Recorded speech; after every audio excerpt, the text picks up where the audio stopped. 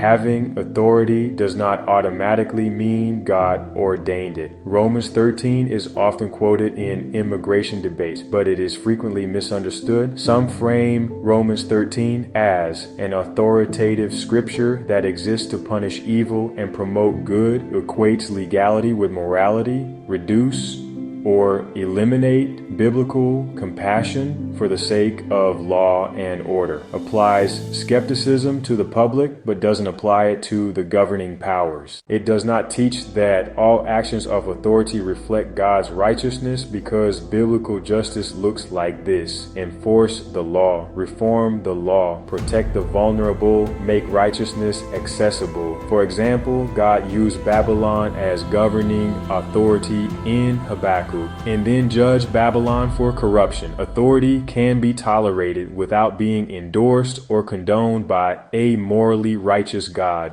What Romans 13 actually means: Paul wrote Romans 13 during Roman imperial rule, a government that persecuted Christians. He was teaching believers not to create chaos. He was not saying government cannot be questioned. Acts 5:29 reminds us we must obey God rather than men. Biblical obedience always has moral boundaries. Respect must be mutual. God created humanity with free will. Love cannot be forced. Respect cannot be forced. Trust cannot be forced. Authority earns legitimacy when it protects justice. A professional immigration officer speaking respectfully with a family in a well-lit office setting.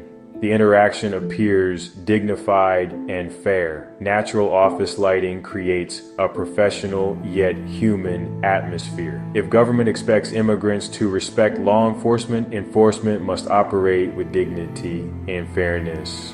Micah 6:8 says, "Act justly, love mercy, walk humbly with your God.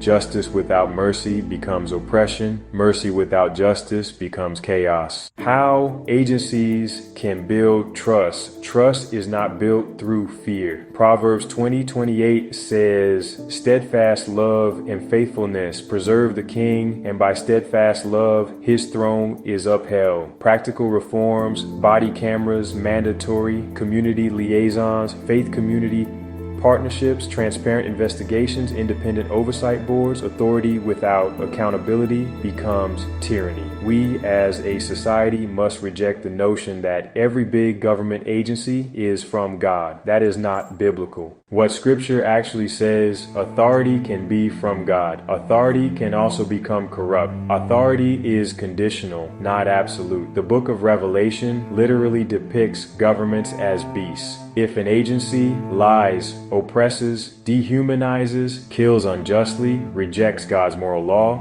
it is not acting as God's servant, even if it has power. Romans 13 describes what authority should be, not a blank check to do whatever you want.